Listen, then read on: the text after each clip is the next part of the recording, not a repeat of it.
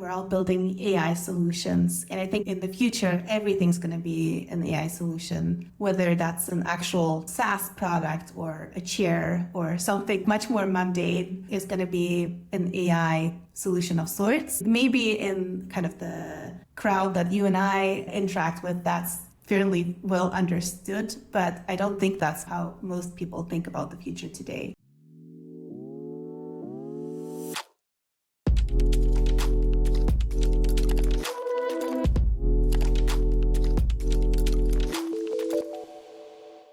Welcome to Building with AI, the show where we engage in conversations with world-class business leaders and AI.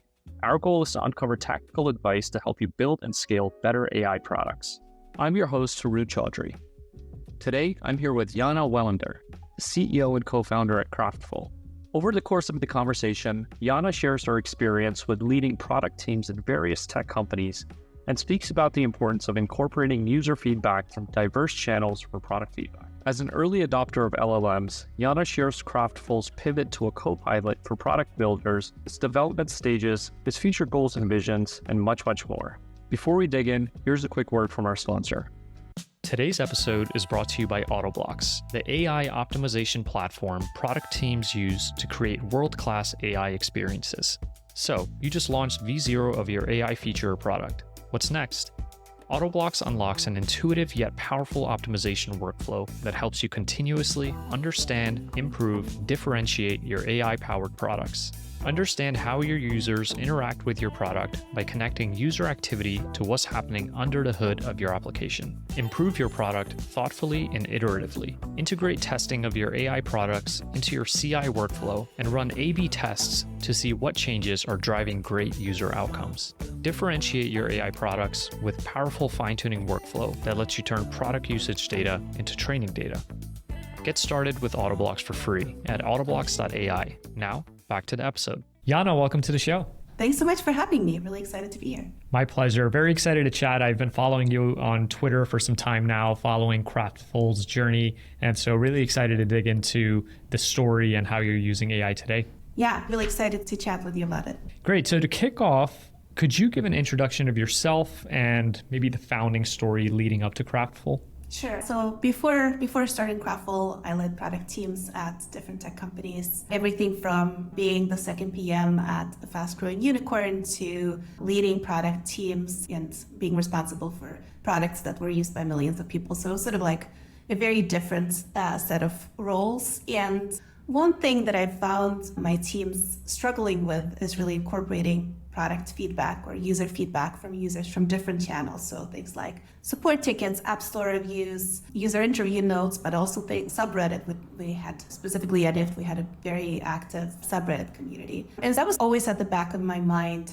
I think even further back in my career, I was a director at the Wikimedia Foundation. And so in that role, learned a lot about kind of the magic and also the process of community building and how important that is for products. That's always been the core of my product thesis over the years, is that the best products have a devoted user community. And so one thing that I wanted to make sure that we can help product teams to build product communities. As a user, if you know that you're being listened to, you're so much more likely to be engaged with the product and patient with the team while they're building the product and listening to your feedback. So sort of the kind of some of the influences that I've had in my life before starting Kraftful. I then was fortunate to be a very early adopter of large language models, got to play with GPT technology pretty early on. And one of the things I experimented with was like an alpha user of GPT-3 back in early 2020 was to build a prototype of something that would take user feedback and get product insights out of that. It wasn't a great prototype back then, but that was the first point. We ended up iterating on that over the years, incorporated a feature around that in our product in 2021, and then ultimately pivoted the whole product to be a copilot for product builders powered by large language models in early this year, really.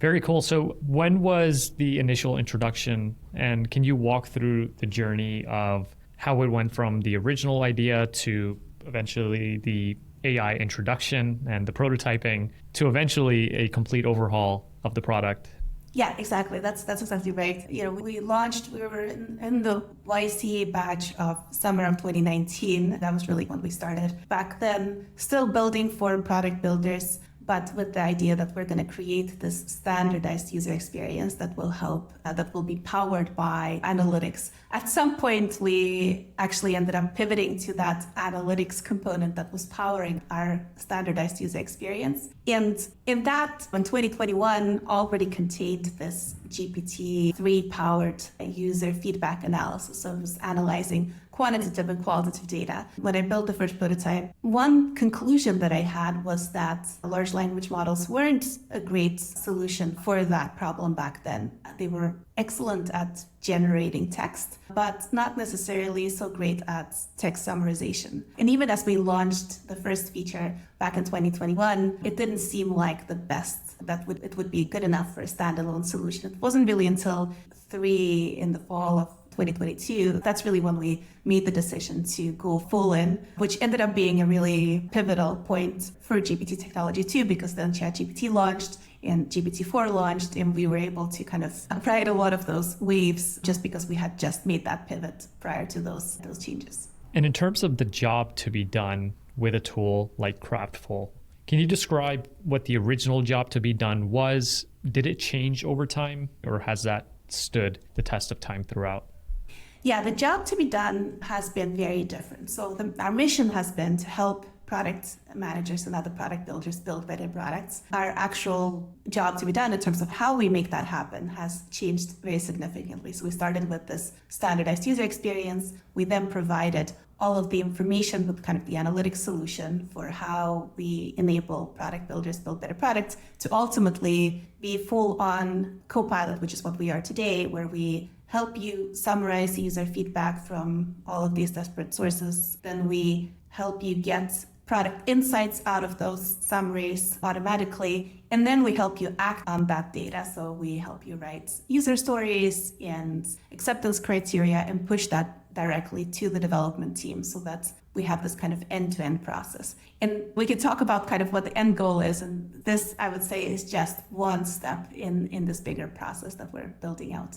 Yeah, I would love to learn about the end goal. So you mentioned helping PMs build better products. And I think the original path to accomplishing that was more analytics driven and very much was driven by maybe a lack of some of the technology that we have today and the progression of large language models. But once GPT-3 was released and onward from there, it seems like the job to be done remained the same, but the means by which you're accomplishing that was a little bit different, maybe a little bit more prescriptive, more interactive, and insights driven than just surfacing analytics on a dashboard. Would love to discuss that a little bit more.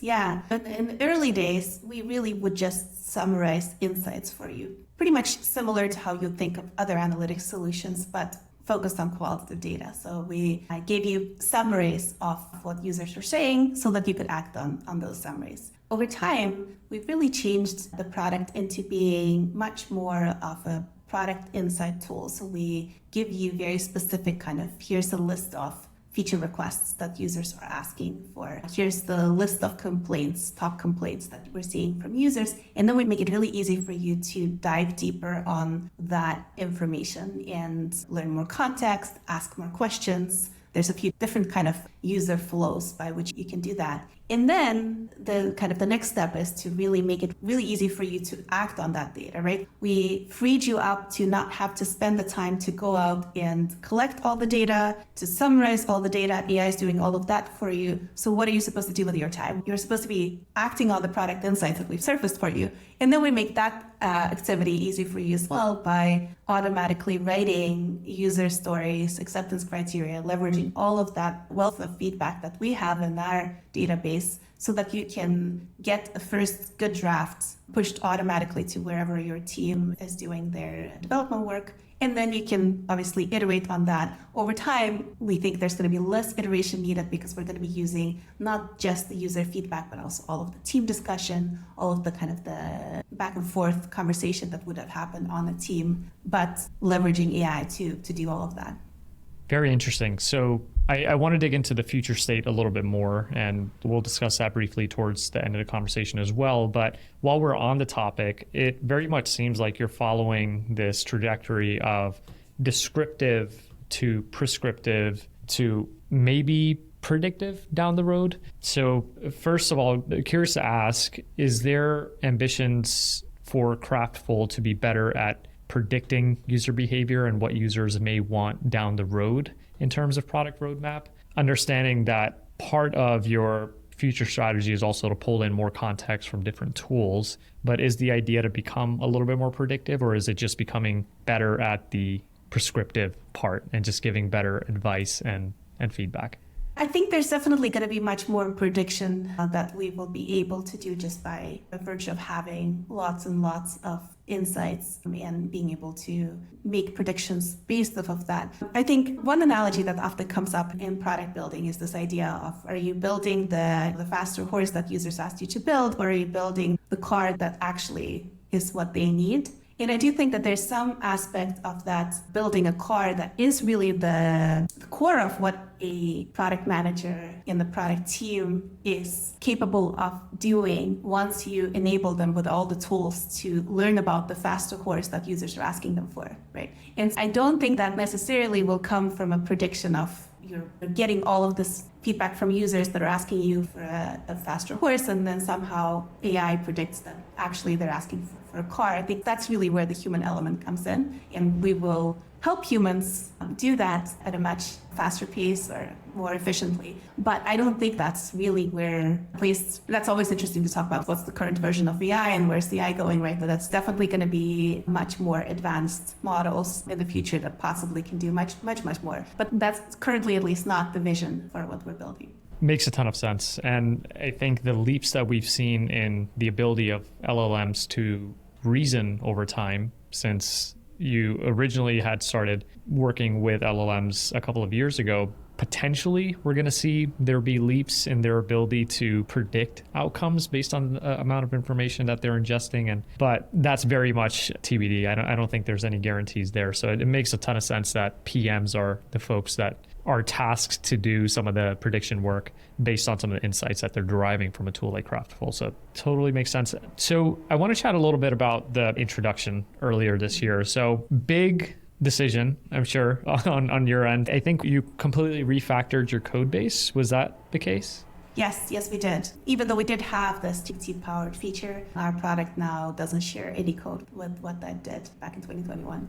Got it. Yeah. So from a business perspective, from a technical perspective, everything changed. Walk me through the decision-making process. What were the data points that convinced you that this was a direction that you want to take the company, and that drove you and helped you inspire the rest of your team to follow along in that journey of completely reorienting the business, not in terms of the job to be done necessarily, but how you were approaching the market? Yeah, I think it was definitely a combination of market pull and watching the technology evolve, right? So one part of it was just experimentation on our end and just seeing that, oh wow, you will be able to build much better solutions. And then on the other end, we had this product that had mostly was an analytics solution and had this one feature that every time when we demoed this to customers, we could tell that this is really the part that they were most excited about, because analytics, and I think back to all of my days as a PM, analytics was always this piece of, oh, I need to go in and I would need to think through what are all the data I need to pull out, and maybe some things I would actually need to pull in a data scientist for. And it's also hard to know what are actually motivations of users. The moment people looked at the qualitative side of things, clearly see that there was this excitement there. So one part for me was just to think back to my own days as a PM and remember that actually this is what I would have been excited about. And so that was the first inspiration for us to think about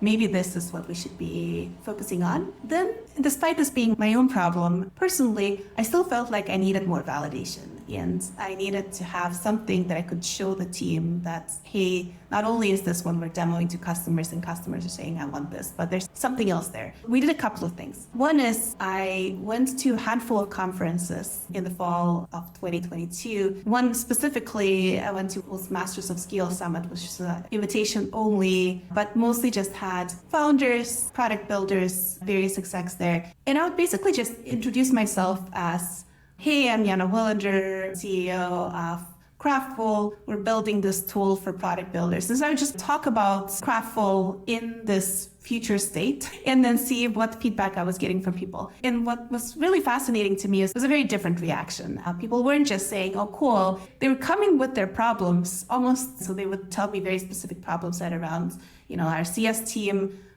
talks to users, but then they have their own agenda. So when they then want us to, when they tell us what the biggest problems are, they will try to eliminate the things that are having them talk to users a lot. Or, our product team summarizes user feedback periodically, but it rotates. And so the PM who summarizes will just focus on their own product and not on everyone else's, right? So it's all of these very specific problems that many of them I already knew about, but I was reminded of them. But I can come to the team and say, hey, I think there's something here that's very different from everything we worked on up until this point. This is just such a compelling problem. And then the next thing that we did of sort of the last step of validation is we changed our website. We did that while we were rebuilding everything. One thing that I started noticing that's kind of, you talk about having followed me on Twitter and heard about Kraftful through there, but people I would tweet about completely unrelated things. I think the one where we had that aha moment was when I tweeted about non-alcoholic beer and a bunch of folks came and interacted with that tweet. But we also had a bunch of people who interacted with the tweet, looked at my profile, went to Kraftful, and signed up. And so there's this idea that there's clearly this huge need where I think we did a pretty good job of articulating what it is that we're building so that people could actually get a sense from that just coming to our website. But I think that also was the last step of validation for us, that there's something really big here. People are just coming and signing up and really wanting this thing that we're building. And I was also very encouraging to the team to then move faster to pivot towards this new end goal. That's super interesting. I think there's so many hidden product lessons in what you just said there. And I love the idea of the new version of Kraftful out there before you actually implemented it to get feedback. Speaking of feedback and collecting feedback and iterating based on that, how have you rolled out these AI features? And I'm curious what the stages of development for those AI features look like, and from V0 all the way to where you are today.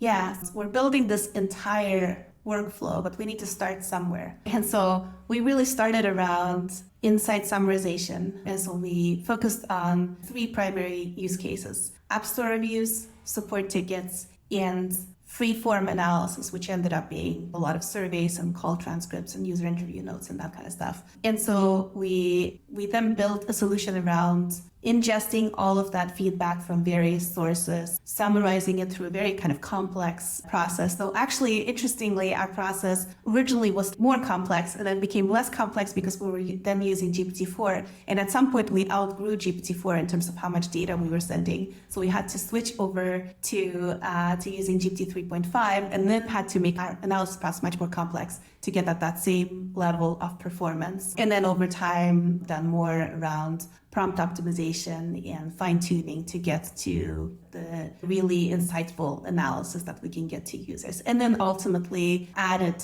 features around then taking those insights and making them into user stories and acceptance criteria, and then actually, again, being able to use GPT-4 for some of those features. A lot of the listeners would have tried to implement AI technologies into whatever product that they're working on. And for many of them, the initial prototyping phase goes pretty well. They don't have to adjust the prompt so well. They benefit from the generalizability of their outputs that they're receiving.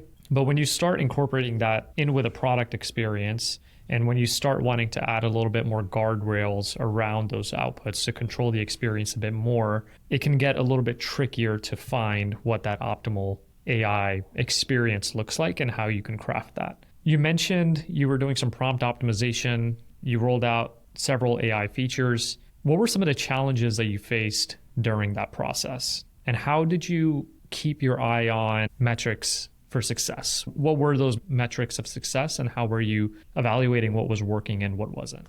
Yeah, so in terms of success metrics, we're really just focused on our users having a good experience with our product. And I think we were lucky to just get a lot of users very quickly for our products, so that we could have a lot of user input on the feedback and the summaries of the feedback. Sorry to interrupt. So was it explicit feedback in the form of they were giving scores of some type, or was it implicit feedback and the actions they were taking? Super curious to dig into that.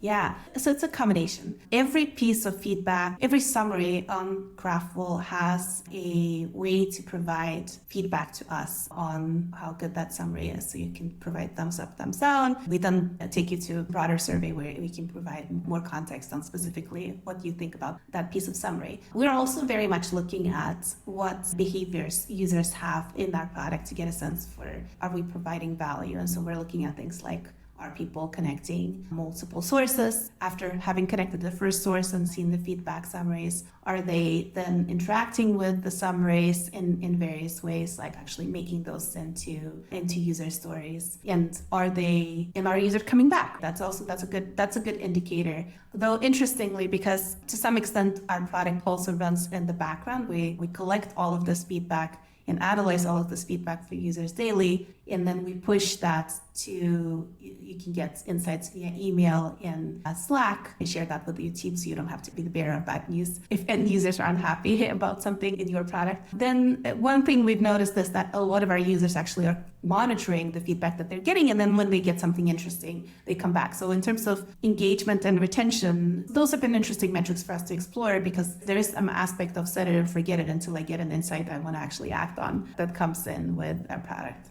That completely makes sense. So you're doing some prompt optimization, you're looking at explicit measures, you have the thumbs up, thumbs down in all parts of the AI experience. In Kraftful, you're looking at implicit feedback. What are users doing after using those AI features? Are they coming back? Are they converting? Are you doing any A/B testing at all? We are not doing any A/B testing at the moment. It's really tricky to do A/B testing when each user is getting summaries of different feedback. I think it would be very hard to know why something performs better or worse. You may not have gotten insightful feedback from a source in a specific date, and so it may have nothing to do with the actual prompts that went into that. And then also the other piece is that there's so much. We do quite a bit of cheap prompting along the way, so it'd be hard to know which of these is actually performing better or worse. So at the moment, we wouldn't be able to do statistically significant experiments doing A/B testing. Got it. That totally makes sense. As an aside, so that's something we think a lot about, is like the chain prompting piece and how to make it easy to figure out what's working better and what's not. So that's a really interesting data point to hear. I think it is. So one side note to that is I do think that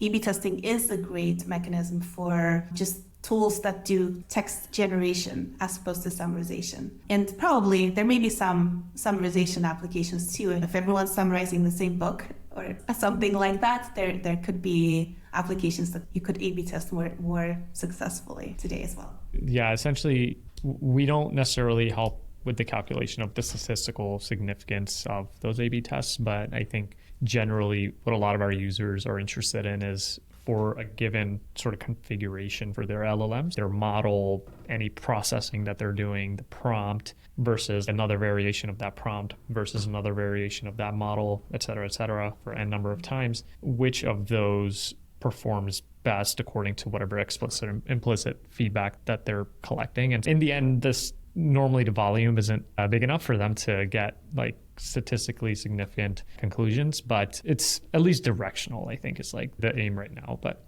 anyway, super interesting. So to jump back into the interview, yes, what has been the biggest challenge and maybe also the biggest learning from working with AI over the past year or so since the big restructuring? I think challenge for us was really when we hit scale at the point where we could no longer use the most performant models for everything that we do. And we had to really rethink how we do the analysis. Our first reaction was to take all of the data we're sending and spread it out between OpenAI and Azure. That was our first step. And then we very quickly outgrew that too. And so had to re-architect our entire infrastructure. That was a big challenging piece. I would say the biggest learning is really the pace at which the space moves. To my very first prototype in early 2020 that didn't seem great at all, but with lots and lots of prompt engineering, I could get something that was working where I could see the promise that this is going to be something. I think for most folks who have started experimenting with building solutions using even DaVinci, but I would say GPT-4, suddenly you didn't need nearly as much complex prompt engineering to get something really good. And as you say, ultimately you still need to do lots more work to solve for various edge cases and provide guardrails and that kind of stuff. But just having seen this evolution of the models from the very beginning, when you needed to do a lot to get something useful out of them, to now where you can do essentially very little to get something useful out of them. But then now we're still doing more fine-tuning and seeing how much more you can get out of different models, and really having to think about which models we pick for what part of our experience and for what reason and what time, given how much volume we get versus what kind of analysis we're trying to do. All of that has been really interesting puzzles to figure out, and I think we've had lots of learnings around it. Love it. And when you say fine-tuning, you don't mean fine-tuning like an open source model or GPT 3.5, you mean fine-tuning as in tweaking the configurations of the models you're working with? No, we are actually fine-tuning you are? Okay. GPT 3.5 for parts of our analysis. Oh, amazing. Okay, that leads me to my next question then, which is how has the experience of fine-tuning GPT 3.5 been? And as a sort of precursor to that question, I'm curious what initially led you to explore fine-tuning. What was the concern or the opportunity that was in mind when you considered it? We've done a ton of optimization through different prompt optimization and architectural changes where we just have various chain prompting. And one thing that we've discovered is that there's definitely certain challenges that cannot be addressed with prompt engineering. As the most notable example, we can't tell the model to not do something. That's one of those things that it will often do the thing you tell it not to do. And so we've done lots of optimization around telling it to do certain things, hoping it will not do the other thing. But ultimately, that's one of the many examples. And we put together a whole list of things that here's the things that we cannot achieve without fine-tuning. And so that list kept growing and growing. But we were also waiting for OpenAI to provide more fine-tuning capabilities. And so the moment they launched that, we jumped on that and started fine-tuning GPT 3.5 for one part of our product, which is the part where we found there's the biggest need to fine-tune. And I would say that experience has been incredible. We got very good output very quickly. I think the other challenge is, of course, around cost, because the fine-tuned models are still much more expensive than the non-fine-tuned equivalent. So we still are doing some balancing on our end to figure out which models should we, or which steps in our analysis should we use a fine-tuned model for? Because as I mentioned, we have chain prompting, and as a result, we need to fine-tune a model for each step in the chain. There's a lot of different challenges for our specific product in terms of figuring out how we use fine-tuning. But in terms of results, you mentioned that you got satisfactory or better results fairly quickly. The cost equation made sense as well. Was it the combination of those things that made fine-tuning appealing in the sense of sticking with those fine-tuned models versus not? Or were the outputs, was it just unanimously across the latency, cost, quality equation? Was it just better in all regards? Yeah, it was better in all regards. Of course, because we could not use GPT for volume reasons rather than latency, that's really never, it's a combination of latency and volume, right? We would be sending too much data to complete in a day to be able to complete the following day. So being able to get to similar output through fine-tuning was just a big breakthrough for us without that latency and rate limit limitations. That completely makes sense. And a lot of folks that I chat with, the thing that makes them a little bit apprehensive about even trying out fine-tuning is they think they're locked into that generation of model. And then when a new model comes out, they're like, all right, I'm going to have to keep doing this with new progressions of the models. How do you think about that? Is that something you're not so worried about? Is that something that you think is a minor concern? Or is it something that is top of mind and that your team has an action plan for? It is definitely something where we're thinking about. I would say that once you've figured out the process by which you want to fine-tune a model, it's not a big deal to fine-tune the next iteration as it comes out. We already do not use models that keep evolving. We've locked down our process with the models, and then we will have to do that upgrade to the next model after doing extensive testing to make sure that they perform as well for our analysis. And I think given that said, I'm not too worried about having to refine tune the next iteration that we will want to jump on. And so far, practically speaking, these kind of locked-in models have come out every 3 to 6 months or so. So it's not something we'll need to worry about on a daily basis or a weekly basis. Have you tried fine-tuning open source models as well, or just 3.5 and some of the cloud API provider models? Yeah, we've really just focused on the kind of the GPT models at the moment. I think I've done enough of just reading the literature on this to see that for zero-shot applications, the open source models are just not nearly as performant for specifically the kind of analysis we want to provide. That totally makes sense. I'm curious to get your thoughts as a product expert on what it takes to build a successful AI product. A lot of folks may think that AI is one of those things where you slap it into your product and all of a sudden people are going to come flooding and sign up for your product. But obviously it takes a lot more to succeed in whatever space you're in, even after you deploy AI capabilities via LLMs, diffusion models, whatnot. Do you have any general guiding principles on what it takes to succeed, in particular with a product that has AI capabilities?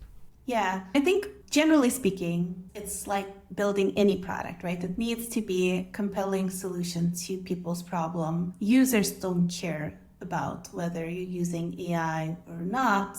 They may care in terms of the very first. You may have users who just want to experiment with something just because it says AI, but ultimately those users are not going to stay around. They will only stay around if this product really solves their underlying problems. I think from a first principles, there needs to be a problem there that you're solving, AI or not, right? But I do think specifically building with AI, one thing to think about is really how you make it really transparent for the end user, what the AI is doing on their behalf, and put the user in control of what it's doing. For us, there's a few notable pieces in our product that does that. One is where we show you how the analysis was done so that you can go, and it's a feature in its own right because we show you the context of specific mentions, but it's also a way for you to double check and understand how the model is making, what assumptions it's making, how it's looking at the underlying data and analyzing it for you. So that's one way to keep the human in the know. And then we keep the human in control by letting you pick the specific features you want to build. And then even though we write user stories for you and we push those to Jira, it still is done with the user actually having initiated that process, as opposed to us just taking all of the user feedback in and deciding that these are all features that you're going to build, right? That'd be bad. And I'm sure there's equivalents of that in other products that folks would be building, but you can't just have AI be fully autonomous and go and do things, at least not today. Wise advice there. And especially to your first point, I think it's important for any product team to not build for AI tourists. And I think I've heard that terminology used on Twitter or X or whatever it's called nowadays. But essentially the thing I keep hearing and the thing that resonates with our team at Autoblocks, and you're saying the same thing as well, is building a great product. Some of the principles that you need to keep in mind to build a great product, they apply to building a great AI product. It's not necessarily an elixir to any pain points or issues that teams experience. So thank you very much for sharing some advice there. I'm really excited about this feature where product teams are leaner, development teams are leaner, they're more efficient. You have small teams working in harmony. There's a lot of the communication, back and forth communication that you currently have to do is done by AI. A lot of the getting alignment on the team, making sure that everyone has full context. All of that are pieces that Kraftful eventually will provide as a sort of collaboration layer. And so we're obviously building towards that future. So first step is making sure you have all of the user feedback that you can get, that you can act on that user feedback, but then ultimately being able to make sure that everyone on the team has all of that context easily available. Everyone on the team can ask follow-up questions, and you automatically keep users in the loop on how their feedback is impacting the product process. So I think all of those features is very high level in terms of what you can expect from us, but that gives you a sense of kind of the bigger product. Awesome. And I'm curious, what is your hottest AI take? Either the hottest take or the most contrarian take that most people that you chat with may disagree with? Probably building AI tools. We all talk about We're all building AI solutions. And I think in the future, everything's going to be an AI solution, whether that's an actual SaaS product or a chair or something much more mundane is going to be an AI solution of sorts. And I think, that maybe in kind of the crowd that you and I interact with, that's fairly well understood, but I don't think that's how most people think about the future today. Love it. I couldn't agree more. Curious, do you dog food Kraftful at Kraftful? Yeah, we very much dog food Kraftful at Kraftful. We very quickly got our end users or our customers' problem because we got thousands of users instantly and they all started talking to us, and we're just like this tiny team that are trying to keep track of everything. So we started connecting as many user feedback sources into Kraftful and got really good insights out of them. But I would say we still have lots of user feedback sources that aren't connected, unfortunately. Because of how most people find Kraftful today, I get a lot of feedback via Twitter DMs and LinkedIn DMs and all of these different places where people have just discovered Kraftful. So we still have a challenge of connecting more things. Awesome. Really appreciate all the insights, the advice, and the stories that you shared. Where can our listeners find you online? Yeah, as you mentioned, probably Twitter or X is probably the place where I'm most active. I'm Yana Tweets there. Maybe I should become Yana X. Yeah, what would it be? Yana X's posts? I don't even know what we call it nowadays. X posts. Awesome. And we'll link your Twitter in the description and in whatever content we share. And then also, where can folks learn more about Kraftful?